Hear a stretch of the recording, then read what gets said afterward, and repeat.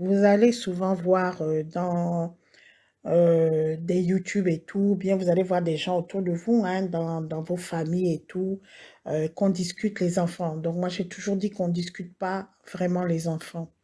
Mais je voulais vous expliquer une chose, c'est que souvent on reproche aux mamans d'essayer de s'accaparer les enfants lorsque le couple se sépare. Et on entend souvent les hommes dire oui, c'est mon enfant, elle est mauvaise, elle est ceci, elle est cela, etc., etc. Mais moi, je voudrais vous expliquer une chose, c'est que euh, lorsqu'une mère agit comme ça, il ne faut pas trop la condamner parce que elle peut protéger ses enfants de leur père parce qu'elle sait que leurs enfants sont en danger quand ils sont auprès du père. Ça peut être l'inverse, hein? Ça peut être auprès de la mère. Donc, c'est pas forcément, mais là, je prends l'exemple d'une mère qui empêche que les enfants voient leur père. Bon, ça peut être l'inverse. Premièrement, je voudrais dire que lorsque un homme prend la garde des enfants, il faut être sûr et certain que ce n'est pas lui qui va élever les enfants, c'est la femme de cet homme. Alors que moi, j'entends souvent des gens dire que oui, je prends mon enfant parce que j'ai besoin d'être avec mon enfant, etc. J'ai besoin de m'occuper de mon enfant, j'ai besoin de ceci, besoin de cela. Ce que ces hommes-là oublient, c'est que surtout quand l'enfant est en bas âge, encore quand l'enfant est grand, ça passe, mais quand l'enfant est en bas âge, c'est pas l'homme qui va s'occuper de l'enfant. L'homme, il va au travail, il revient le soir. C'est la femme de cet homme qui va s'occuper de l'enfant. C'est ça le problème. Tu dis que tu veux être avec ton enfant, mais tu n'es pas avec l'enfant. Tu pars le matin au travail. Toute la journée, l'enfant est dans les mains de la femme de l'homme, en fait. Et tu reviens que le soir. Des fois, tu vois même pas ton enfant pendant des jours parce que quand tu viens, il dort. Et quand tu pars au travail, lui, après, il va à l'école. Donc, vous voyez pas. Donc, c'est clair que c'est la femme qui est avec le monsieur qui va s'occuper de l'enfant. Et aucune femme ne veut, ne tolère qu'une autre femme s'occupe de son enfant. Parce que, surtout que c'est l'enfant de la rivale. Alors comment l'autre qui est à la maison va bien s'en occuper? Donc on craint pour la santé de son enfant, etc. Et surtout que la vie nous montre bien que les belles-mères, les marâtres, je ne sais pas comment on les appelle, les belles-mères, les marâtres, ou la femme de mon père, comme on dit, c'est souvent les gens qui détruisent la vie de beaucoup d'enfants. Beaucoup d'enfants. Donc, des fois, vous allez voir que la mère se bat corps et âme pour garder ses enfants avec elle, même si elle est de conditions moindres par rapport à l'homme, même si l'homme il est riche et elle n'est pas, euh, elle est pas très aisée, elle préfère garder ses enfants parce qu'au moins elle est sûre que l'amour et tout qu'on donne à un enfant, les enfants l'auront, surtout dès le bas âge. Parce que la belle-mère, elle ne pourra pas vraiment bien jouer ce rôle-là. Et des fois même, comme je vous dis, c'est elle qui tue l'enfant, c'est elle qui maltraite l'enfant, etc. Donc, il ne faut pas trop leur en vouloir. Parce que j'entends beaucoup d'hommes, oui, elle ne veut pas me laisser les enfants et tout. Ça, c'est un des motifs. Un autre motif, ce sont les mœurs du père. Euh, il y a quelques mois, j'avais suivi dans YouTube l'histoire d'une femme de notre pays, hein, qui avait donc une petite fille de, je crois, 7 ans comme ça. Et elle n'était pas avec le père de l'enfant, mais comme elle est travaillée dans l'événementiel, donc l'événementiel, vous savez, ça rentre tard et tout, elle avait du mal à garder l'enfant, à faire garder l'enfant le soir. Je me demande pourquoi, parce qu'on a toujours un parent pour nous garder l'enfant en Afrique. J'ai pas très bien compris cette histoire. Toujours est-il qu'elle a pris l'enfant de 7 ans, elle est allée déposer chez son père, donc chez le père de l'enfant, qui vit, lui, avec sa mère. Donc l'enfant de 7 ans est resté quelques mois chez son père et sa grand-mère.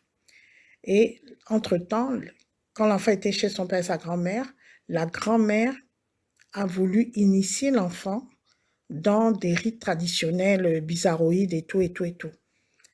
Et La femme ayant appris ça, il y a des voisins qui ont dit, oh, tu sais qu'on est en train de faire initier ton enfant est maigre comme tout et tout et tout.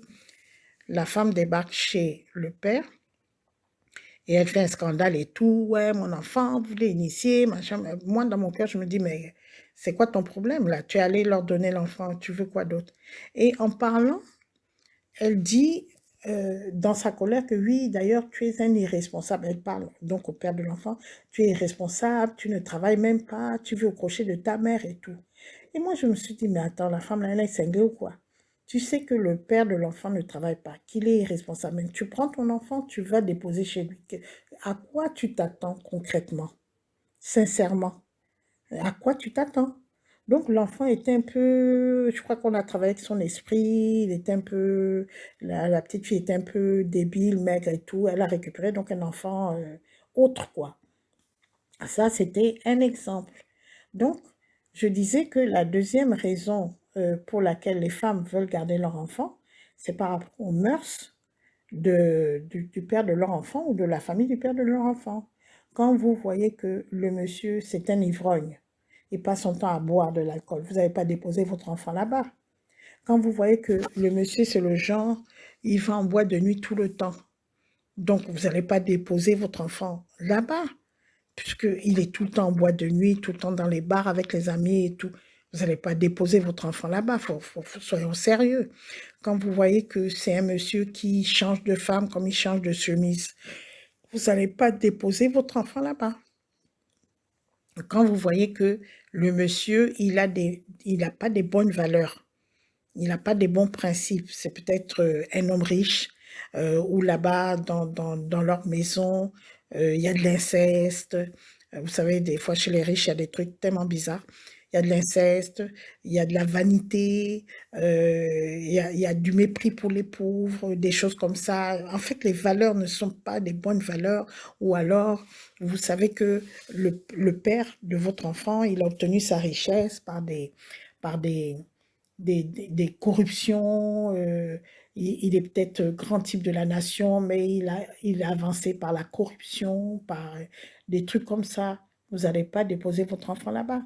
Les gens de dehors vont dire que, mais attends, tu es folle, regarde comment il a l'argent, toi tu es pauvre, va déposer l'enfant et tout. Mais toi, tu te dis non, jamais, jamais, jamais. Parce que tu sais ce qu'il y a à l'autre côté. Tu sais que l'autre côté, l'enfant est en danger. Il sera peut-être dans un milieu de riches, avec les domestiques, les chauffeurs et tout, mais il est en danger spirituel. Tu ne vas pas déposer ton enfant là-bas. Et la troisième raison, c'est quand tu sais que le père de ton enfant, il est dans une secte. Je ne vais pas citer les sectes en question, mais de toute façon, il y a tellement de sectes. Tu ne vas pas déposer ton enfant là-bas. Tu ne vas pas déposer ton enfant si tu as un doute sur, comment dirais-je, la spiritualité du père de l'enfant, si tu as un doute sur l'origine de son argent, si tu as un doute sur ses mœurs, tu ne vas pas déposer ton enfant là-bas et tu vas te battre corps et âme pour avoir la garde de ton enfant là. Tu es au moins plus sereine en te disant que au moins avec moi, l'enfant sera bien gardé. C'est comme ça. Et c'est pareil pour des hommes qui se battent corps et âme pour garder leur enfant, parce que peut-être qu'ils se rendent compte que la mère de l'enfant, c'est une femme de mauvaise vie qui fréquente des hommes de mauvaise vie et qui va amener l'enfant dans la débauche, donc il préfère récupérer son enfant. Vous voyez, des fois quand les parents discutent corps et âme pour récupérer l'enfant, c'est parce qu'il y en a qui le font par égoïsme. Ok, cela parce que, ou bien par esprit de victoire, je vais gagner sur l'autre, donc c'est moi qui prends les enfants, donc c'est comme si j'ai gagné la guerre contre l'autre. Ça, c'est vraiment faire du mal à l'enfant parce que l'enfant, c'est pas une monnaie d'échange ou je ne sais quoi. Mais il y en a qui le font pour la protection de l'enfant parce que le but principal, c'est la protection de l'enfant. Est-ce que lorsque l'enfant sera dans la maison de son père où il y a des grandes voitures, du luxe à n'en plus finir, l'enfant sera en sécurité? Est-ce que l'enfant, quand il sera dans la maison de son père, qui est beaucoup plus pauvre que la mère, l'enfant sera en sécurité? Et inversement, quand il sera dans la maison de sa mère et la mère change d'homme comme elle change de chemise, de robe, est-ce que l'enfant sera en sécurité? Est-ce que Il sera en sécurité quand on sait que la grand-mère, c'est une sorcière qui pratique des trucs traditionnels de sorcellerie, des trucs. Est-ce que l'enfant sera en sécurité? C'est ça qui est le problème. Et c'est pour ça que vous voyez que il y a des moments, vous allez cacher votre enfant à son père. C'est pas par méchanceté. Moi, j'entends souvent, oui, elle est mauvaise, elle ne veut pas que les enfants voient leur père et tout.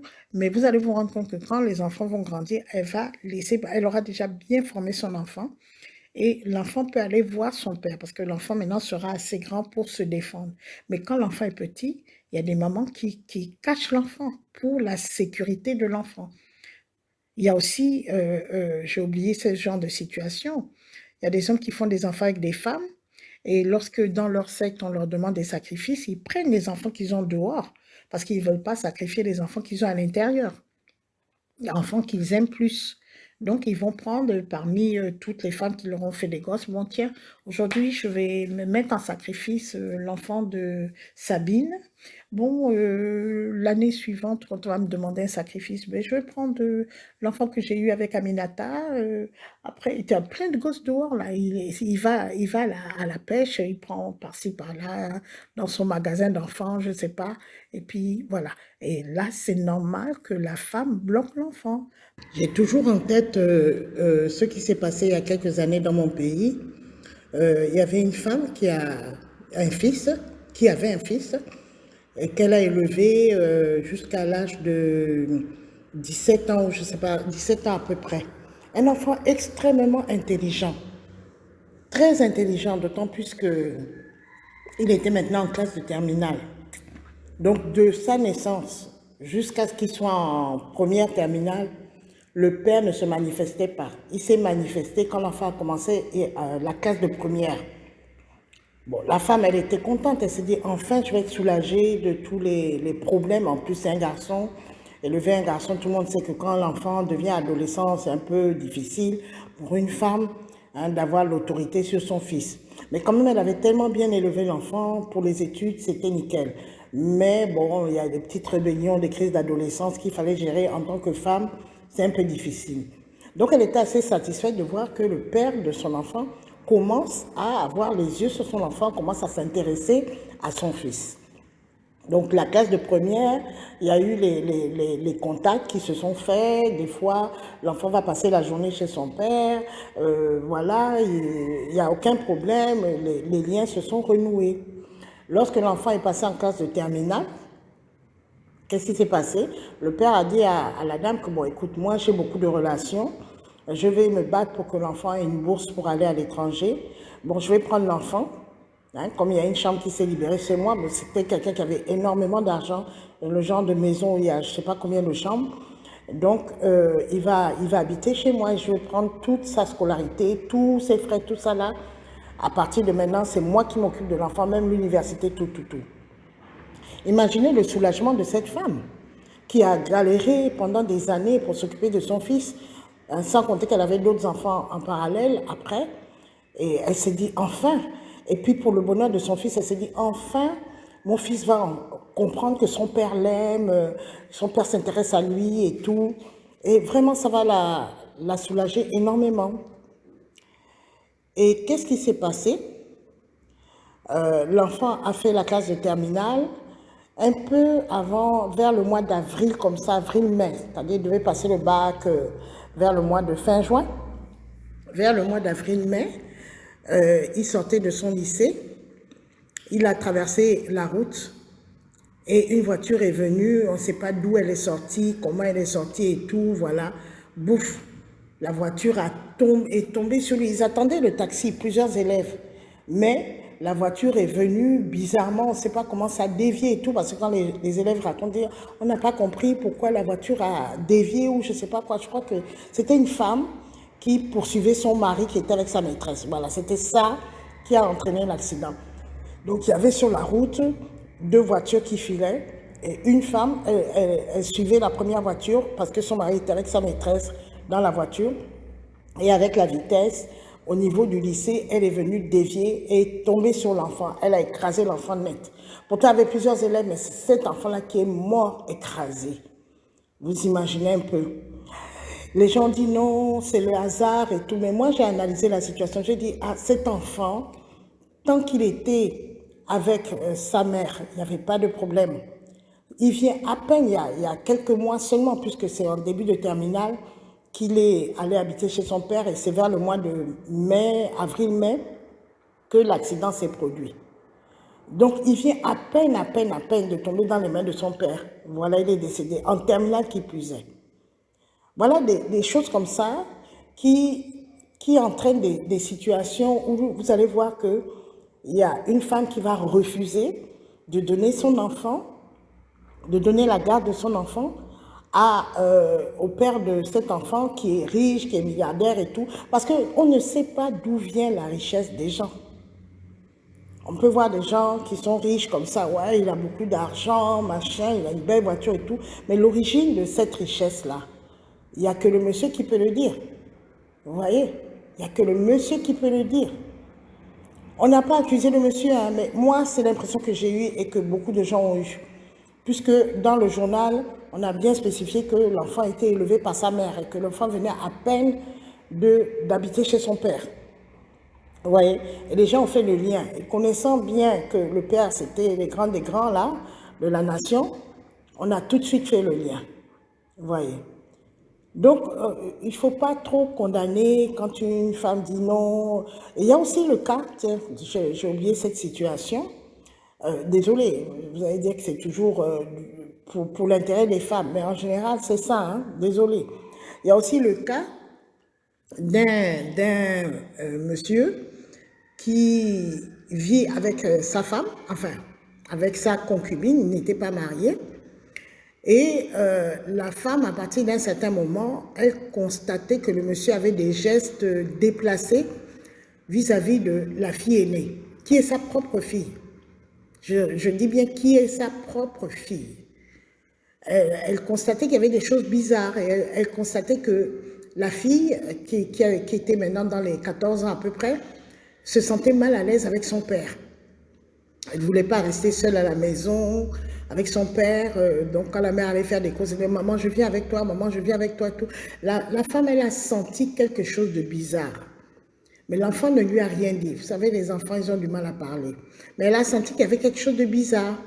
Et comme ça n'allait pas aussi dans le couple, quelque chose lui disait de partir, en fait, en quelque sorte. À chaque fois qu'elle priait ou quoi, quelque chose lui disait de quitter la maison et tout.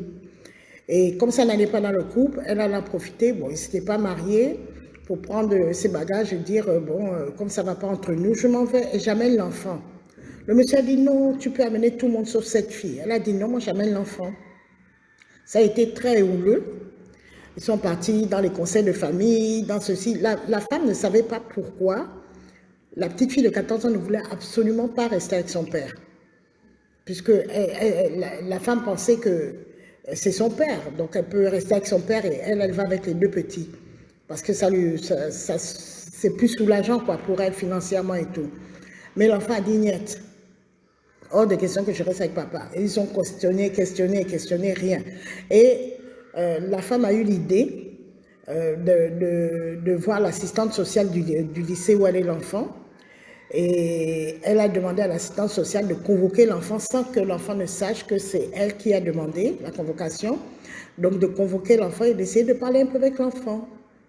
Et donc l'assistante sociale a trouvé un stratagème pour avoir l'enfant dans son bureau et essayer de parler un peu avec l'enfant. Bon, elle a dit non, je vois que tes parents sont en train de se séparer et tout. Voilà, elle a mis ça dans ce cadre-là.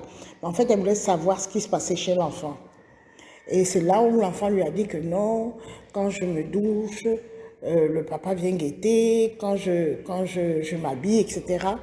Et l'enfant, en fait, se sentait terriblement en danger à cause de la présence de son père dans la maison. Et c'est quand elle a raconté ça que la mère a compris pourquoi l'enfant ne voulait pas habiter dans la même maison que son père.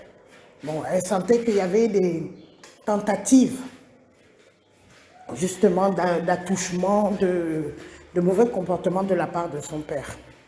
Donc, il ne faut pas trop condamner. Nous, on ne sait pas ce qui se passe entre quatre murs dans une maison. Ce n'est pas forcément la personne qui vient vous raconter le problème qui a forcément raison. Vous voyez? Beaucoup de gens vont aller voir, oui, il a fait ça, elle est mauvaise, elle ne veut pas donner l'enfant, machin. Elle-même, elle sait pourquoi. Elle-même, elle sait pourquoi. Parce qu'une mère, elle est très protectrice pour son enfant. Pour une mère, c'est fondamental la protection qu'elle donne à son enfant. Bien sûr, il y a des mères qui sont des mères un peu tête en l'air, sinon beaucoup tête en l'air, volage et tout ça, c'est un autre cas. Mais la majorité des mères, la première chose qu'elles font, c'est la protection de leur enfant. C'est Dieu qui a fait ça comme ça. Même quand vous regardez les animaux, vous allez voir comment les femelles protègent leurs petits, même contre le mâle. Même contre le mâle. Un jour, j'avais suivi un documentaire sur les animaux. Je vous ai dit que j'aime beaucoup les documentaires sur les animaux. C'était une maman ours qui avait deux petits oursons, des ours blancs, c'était dans la neige, c'était très beau. Et il y avait le mâle. Et qu'est-ce qui s'est passé? La mère est allée dans l'eau, hein, là où il y a les icebergs. Elle est rentrée et elle est ressortie avec du poisson. Maintenant, le papa ours, tout content que voilà, il y a à manger, il s'est amené pour venir manger les poissons. Or que la mère, elle avait pêché pour ses enfants. Et qu'est-ce qui s'est passé? La mère a envoyé une bonne gifle au mâle. Le mâle est allé tomber loin.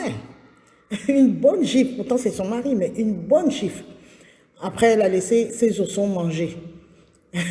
Le mâle a compris que non, elle a pêché pour ses oursons, elle n'a pas pêché pour lui. Elle protège d'abord ses oursons avant de protéger son mari. Voilà. Donc, il ne faut pas trop condamner les gens. On dit, tu es elle est mauvaise, elle garde des enfants, elle ne veut pas que le père voit les enfants et tout. Elle sait pourquoi. Elle sait pourquoi. Donc, les hommes qui vivent ce genre de situation, ce n'est pas la peine de vous énerver. Soyez présents pour votre enfant à la Noël, dans les fêtes, dans les anniversaires. Prenez aussi le téléphone. Bonjour mon enfant, comment ça va et tout. La rentrée des classes, assumée. La rentrée des classes. Faites signe à l'enfant que vous avez payé ça. Il faut vraiment faire signe à l'enfant parce qu'il y a aussi des mères escrocs qui vont dire que oui, ton père ne fait rien alors qu'elles ont reçu la pension, elles ont reçu la rentrée des classes et tout. Il y a des mamans escrocs. Donc, il faut toujours garder le contact avec l'enfant. Mais s'il ne veut pas que l'enfant habite chez vous, surveillez de loin l'enfant.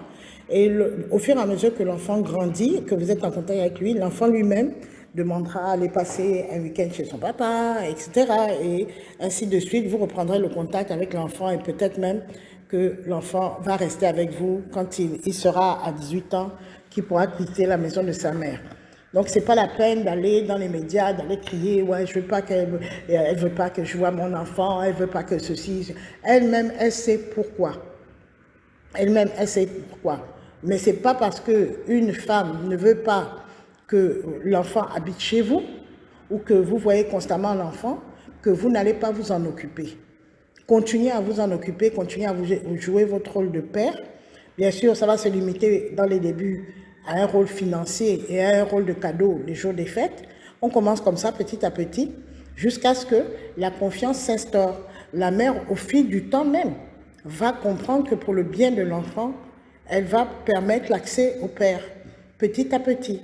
Si elle met les cales, elle bloque tout, elle sait pourquoi. Elle sait pourquoi. Voilà, j'ai terminé mon message. Je vous dis au revoir et que Dieu vous bénisse.